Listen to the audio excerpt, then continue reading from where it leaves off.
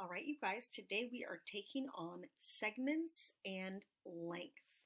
And I'm starting off just by reviewing a skill that we did in our previous lecture, simplifying radicals. So we're looking only at square roots. When we don't see an index, when there's no little tiny number here, it tells us that we're always looking at a square root. So we're looking for pairs of the same number underneath the radical. For every pair that we see underneath the radical, we pull them both out and we write 1 on the outside to represent the pair that was underneath. So looking at the first problem, we have the square root of 54. So when I think of two numbers that multiply to 54, I see 9 and 6. 9 is great because it's a perfect square. I know that it's 3 times 3. It's going to give me a pair of 3s. The 6, well, that's made up of a 2 and a 3. There's no pair to join with this 2. There's no pair to join with this 3. So on the outside, I write a 3, right, to represent the pair that was underneath. And then underneath my radical, I'm going to multiply back this 2 and this 3. So I end up with 3 times the square root of 6. Okay, and I can always double check, did I do that right?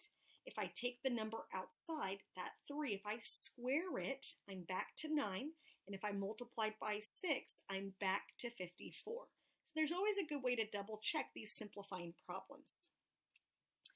For B, I have a negative 3, I'm going to underline it, times the square root of 500.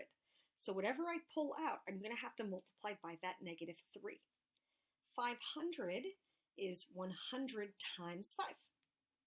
100 is a perfect square. It's made up of a pair of tens. So on the outside, I already have a negative 3. It's going to be multiplied by 10, and then underneath 5.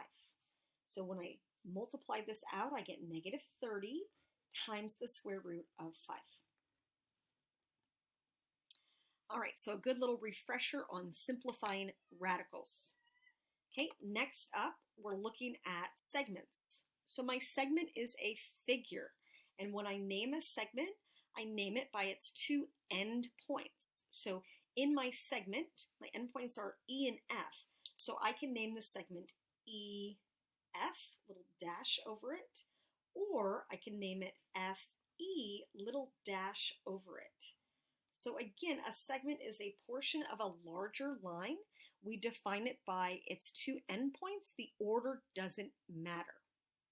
Okay, in example 3, here I'm saying state the length of the segment. So when I'm talking about a segment itself, I'm talking about a figure. I'm talking about a portion of a line from here to here. I'm talking about this actual figure right here. And now over in example 3, I'm talking about the length of the segment. I'm talking about its measure. So here I have a different notation.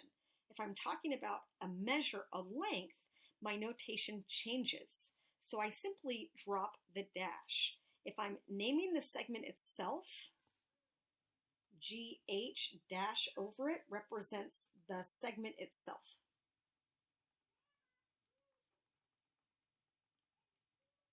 So if I want to talk about its length, I'm going to drop that little dash and say GH equals 3.3 centimeters. So I'm saying the segment has a measure of 3.3 centimeters. The segment itself is GH, could have named it HG as well, but now that I'm talking about its length, its measure, I drop that dash. GH, the measure of segment GH, is equal to 3.3 centimeters. Another notation, I could say a little m in front of segment GH like that. This also reads as the measure of segment GH is equal to 3.3 centimeters. So both of these notations would be perfectly fine. I usually prefer the top one. I opt for this one. It's less writing, right? It's simply taking that dash away instead of adding an M with the GH with the dash over it. But they both work. They both talk about the measure of the segment, the length of the segment itself. Okay, and also, since the order doesn't matter, I could have written this as HG, or I could have used measure of HG like that. That would have been perfectly okay too. All right, next up, what is the difference between congruence and equality? Okay, so if I'm talking about congruence, this would be my notation. A little squiggle over an equal sign. This means congruent. This means that I have two figures that are the same size and shape. They are identical like a cookie cutter. So this is saying figures are identical. Okay, or the figures are the same size and shape.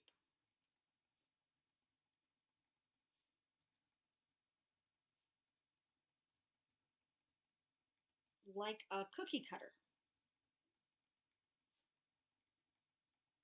Like a stamp, right? They create identical figures. So if I'm looking at two segments, let me take my two toothpicks back to the toothpicks. So if I have a segment here, my toothpick, and I can overlay this segment right on top of it perfectly, those segments are congruent. They are identical. They're the same size and shape, just like a cookie cutter. Okay, if I'm talking about equality, then I would use an equal sign. And equality is talking about numbers. It's saying that the figures have the same measure.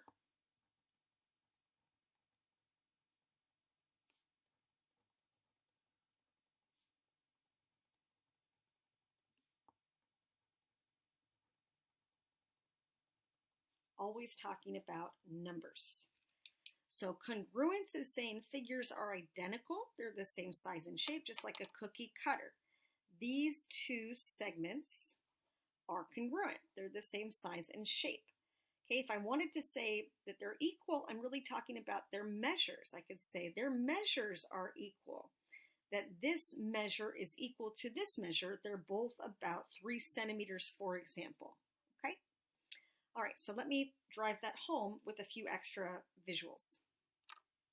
So in example 4, here I've given you 2 congruent statements, and I'm saying mark all congruent segments with tick marks. So here I'm saying that segment SH here is congruent to segment KR. So I could give it a single tick mark to a single tick mark. And what that's saying is that these two segments are identical. I could pick this one up, it would overlay with this one perfectly. I'm also saying that HA is congruent to AR. So here's HA, here's AR. I can give that a double tick mark to show that those two segments are congruent. If I had a third pair, I could use a triple tick mark. If I had a fourth pair, I could use 4 tick marks. So it's just showing how corresponding parts align. These segments are congruent, they match perfectly. These segments are congruent, they match perfectly. Okay, example 5, name all congruent segments. So here I'm just looking at the tick marks that match, here to here. So I could say that SP, that segment, is congruent to KN. They both have a single tick mark. These have a double tick mark. So I could say that SY is congruent to PU, for example. They both have a double tick mark.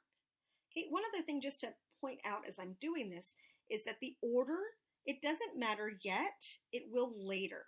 Okay, right now, if I call this SY, I'm just looking at that double tick mark, that would be congruent to PU. So if right now you wrote, say I called this YS and I call this one UP, no problem, it's the same segment. We will finesse this a little bit later on about how order will matter. We're just not quite there yet. Okay, lastly, here, these two segments, these are congruent. So if I name this one YK, could have called it KY as well. That would be congruent over here to UN, or NU would have been fine also. So I'm just syncing up single tick mark to single tick mark, double to double, triple to triple. Those segments are congruent. And right now we can name a segment just by the endpoints. We will nitpick how order matters a little bit later on. All right, let me box these answers. Okay, next up, example 6, find the length of each segment. So if I'm looking at SA to start, SA right here. It's pretty obvious, right? I can see that they're 6 units apart because I have a pretty basic looking number line. Here to here, 6 units apart, okay? I can see it, but let's say that I didn't see it. I could always take the difference between them and then take the absolute value to show me how far apart they are. So I know it's 6. I know that's my answer. Let me just write 6 here. But let's say that I had a really long number line. They were really far apart and that I couldn't count across. Then I'd have to use a different method. So if I'm trying to find the distance from one point to another on a number line, I can take the difference, so -6 minus 0, and then put absolute value bars around it. So I have absolute value of -6 is +6. So remember that absolute value bars just force a quantity to be positive. They are 6 units apart. If I did it in the opposite order, let's say I did 0 minus -6. So 0 minus -6, when I subtract a negative, it turns to a positive. So I have absolute value of +6 is still +6. So we're just seeing how far apart they are. So the order I do it, it doesn't matter. I take the difference and then I slap those absolute value bars around it, force it positive. A distance should be positive. Okay, HP, H to P here, I can see that it would be 12, but let's do what I did before. If I go -4 minus 8 like that in absolute value bars, absolute value of -12 is +12. HP is 12. The distance from H to P is 12 units, right? That makes sense because 4 units to 0, 8 units to 0, 12 units apart. Okay, RS, so here's R, here's S, so 11 units apart. But again, let me just model for you one more time. Absolute value, -6 minus 5. So absolute value of -11 is +11, just to confirm it. So if I'm looking at how far apart 2 points are on a number line, I can always take the difference. Difference means subtract, and then take the absolute value of that difference. That shows me how far apart those 2 points are. All right, second page.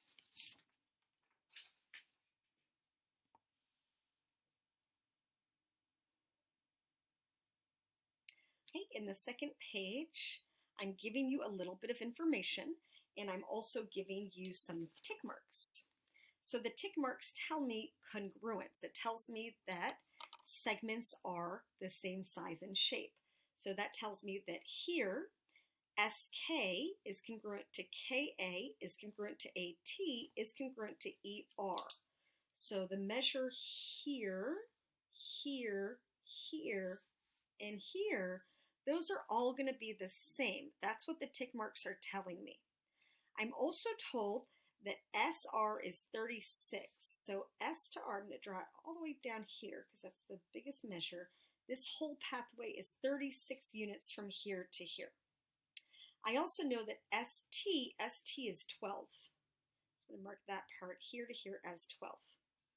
And then I want to find the length of each segment. So I've labeled everything given in red, and now I just have to build off of that. So if this is 12 and it's made up of 3 congruent segments, 12 divided by 3 is 4. So I know that each of these smaller measures have to be 4. And then over here, that has to be 4 also because the segment is congruent to each of these segments over here. Okay, and then I know that this full span from here to here is 36. And right now, I have a 4, 4, 4, and 4. I have 16 units that are occupied here to here and here to here. So I need to take that 36, take away 16, and that leaves me with 20 units from here to here. So I've just connected in all of my gaps, and now I have to answer my questions. What's the measure of AT?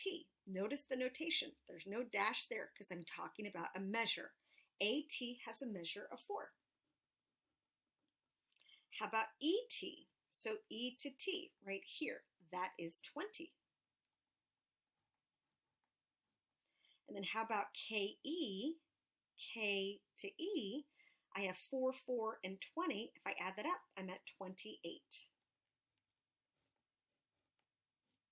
Okay, next up, we have our first postulate. So a postulate is a very basic, obvious statement that we accept as true. We don't need any formal proof to back it up because it's so obvious, basic, easy to see. So the first one that comes up is segment congruence postulate. What it's really telling us is if we have segments that are congruent, then their measures must be equal. And if we have two segments that have measures that are equal, the figures themselves must be congruent. So I usually draw a little picture like that just to show the relationship. If segments are congruent, if they're identical, same size, same shape, then it makes sense that they have the same measure, the same length.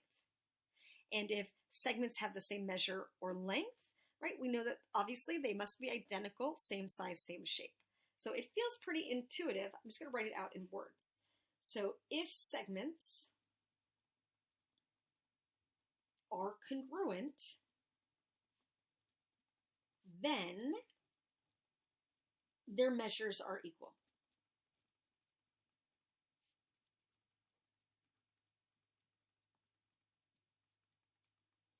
Okay, and then in reverse, if segments have equal measures,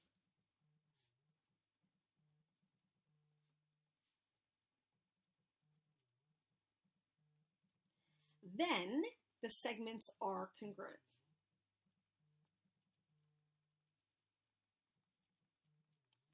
Okay, so again, if segments are congruent, their measures must be equivalent. And if segments have equal measures, then the segments must be congruent. So it's just showing how they are related, but I just want to be super clear that congruence is talking about shapes, figures being identical, same size, same shape. Equal is talking specifically about numbers, talking about their measurements, talking about their lengths. All right, so in example 8, we're just going to show that we understand the difference in notation. So if we have two segments, let's say that I draw a picture. Here's AB, here's CD. Okay, so we're saying, oh, their measures are equal. And if their measures are equal, then the figures themselves must be congruent. So AB, little dash, is congruent to CD, little dash. So if their measures are equal, the figures themselves must be congruent. And over here, if the figures are congruent, well, then their measures must be equal. So EF, its measure, must equal GH, its measure. The other notation that we learned about, little m, here's EF, little dash, equal to little m, here's GH, little dash. Both of those notations are perfectly fine. My preference is this one. Okay, another postulate that comes up pretty early is the segment addition postulate. So the segment addition postulate is, again, pretty obvious, pretty intuitive. If it's a postulate, it's a basic idea that we accept as true. We don't need formal proof to back it up. So let's say that I draw a visual like so. Here's C, here's R. I'm going to put point A maybe right about here. So I have this segment, and I have two smaller segments here. So the segment addition postulate really says, well, parts add up to a larger whole. So parts add up to a larger whole. So again, it's really intuitive. Smaller parts add up to a larger whole. So let's say that I told you that CA had a measure of 3 and AR has a measure of 7, right? Then the full segment would have a measure of 10. 3 plus 7 equals 10. So I should know then that the measure of CA When I add it to the measure of AR, it will equal the measure of CR. So those two smaller parts add up to a larger whole. Just like when I defined it as 3 and 7, it gets us to 10 total. So the segment addition postulate just says smaller parts, they add up to a larger whole. All right, example 9.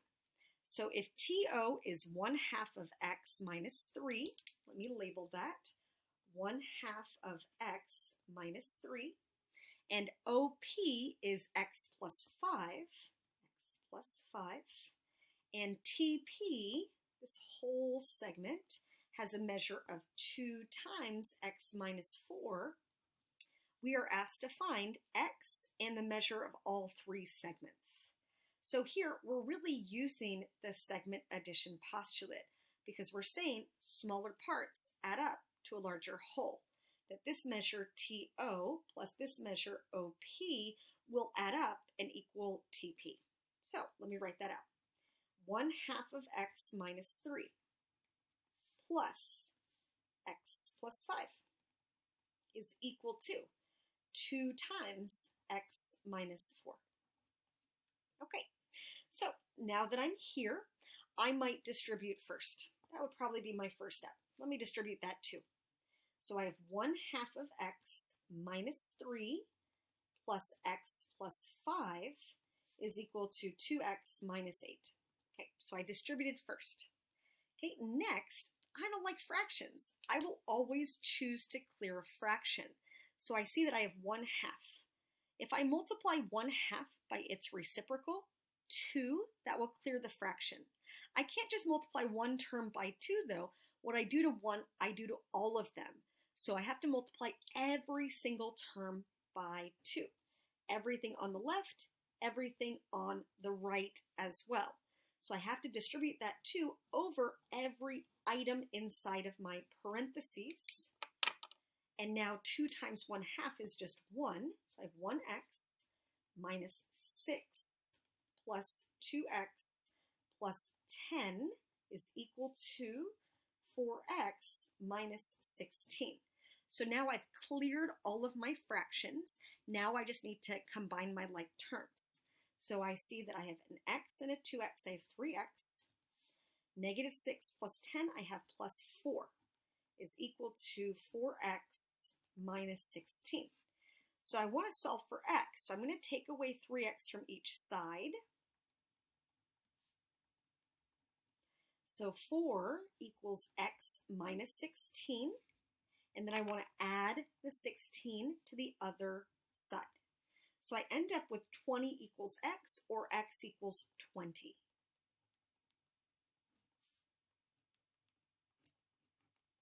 And if I plug that back in for TO, 1/2 of 20 is 10, minus 3 is 7. If I plug it in for OP, 20 plus 5 is 25. So if this is 7 and this is 25, the whole thing has to be 32. So when I plug it in, I better see 32 or I did something wrong. So back in here, plugging in for x and plugging in the 20. So 20 minus 4 is 16 times 2, and I get 32. So I'm doing little checks along the way. Again, these two smaller parts have to add up to this larger whole. That's the segment addition postulate. All right, next up, example 10. Points A, B, and C are collinear. So that tells me that they're on a straight pathway, collinear. Point B is in between points A and C. Okay, so let's draw that. Draw a straight pathway. I'm told that B is in between. So here's A, here is C, here's B, somewhere in between. I don't know exactly where it is in between. I just know it's somewhere in between. It could be closer to A, could be closer to C, could be right smack in the middle. I don't know. I'm just giving myself a visual reference. It is not to scale. Okay, now I have a few details. The distance from A to C is 200. So I'm going to mark that. This is 200. Okay, I'm also told that point C is 12 more than 3 times as far from B as B is to A. And then I want to find each distance. So So let me unpack that one more time. This point right here, C, is 12 more, so 12 plus 3 times 3x as to B as B is to A, right? So I'm just kind of thinking of what that means as an expression in my head before I actually write it out. So 12 more, 12 plus, 3 times, it's usually 3 times something, usually x. Okay, so we're saying C is this far from B as B is from A. So that's really crucial. We're comparing this part here to B to A. So if I call B to A x, and then I read this back one more time, 12 more, 12 plus, 3 times as far from point B as B is to A, then it is 3x. So BC will be 3x plus 12, or 12 plus 3x would have been fine also. So I just had to build that expression right here, and now I can make an equation. I know that these two smaller parts will add up to this larger whole. So I have x plus 3x plus 12 is all equal to 200. Okay, combine the like terms. So I have 4x's plus 12 equals 200. Take away the 12. So 4x is equal to 188. And then divide each side by 4. And I get that x is 47. So I know that x is AB 47. Okay, and then I'm looking for BC. So I have 3 times 47, and then I have to add 12. So I'm going to get 153. And if I just double check that really quickly, do these add back up to 200? Yes, absolutely. And 47 times 3 plus 12 gets me to 153. So I'm always just double checking along the way to make sure that my answer makes sense. All right, last up. Point X is the midpoint of AB. And point Y is the midpoint of BC. So first, what's a midpoint? A midpoint is a middle point. It bisects a segment. It creates two congruent parts. Let me write that. So a midpoint bisects a segment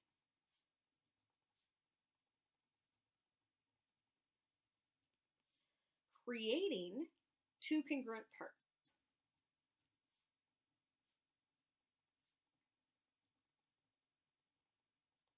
So a midpoint is the middle point. It's the location where it divides a segment into two congruent parts.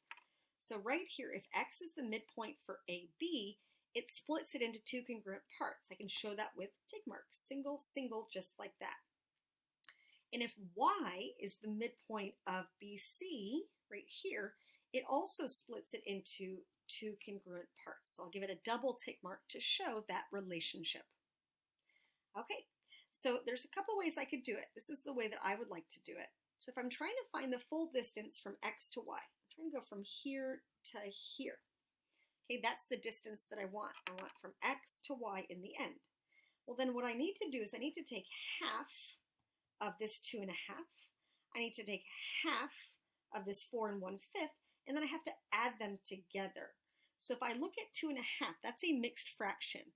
If I put it back as an improper fraction, 2 times 2 is 4, plus 1 is 5. This is the same as 5 halves.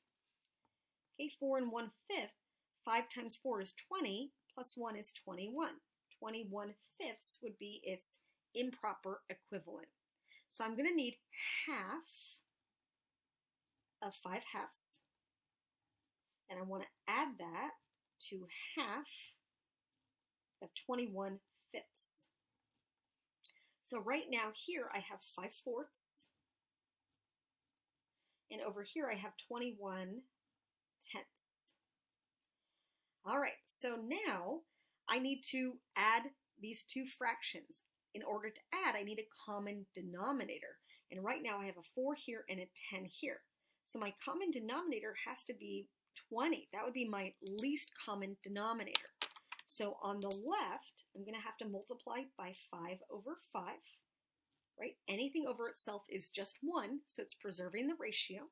And on the right, I'm going to have to multiply by 2 over 2.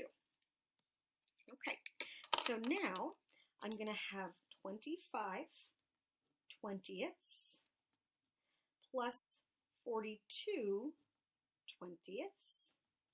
So now I have my common denominator. I can combine my numerator, and here I get 67 twentieths. So this would be an improper fraction. That's fine. I didn't specify what I wanted, so I'll take it like this.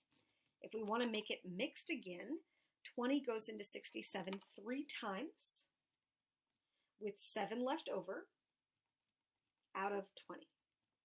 So both of these are fine. Here improper, here mixed. We just want to make sure that our fractions are reduced. That is what is essential. All right, good intro to lines and segments. Have a good rest of your day.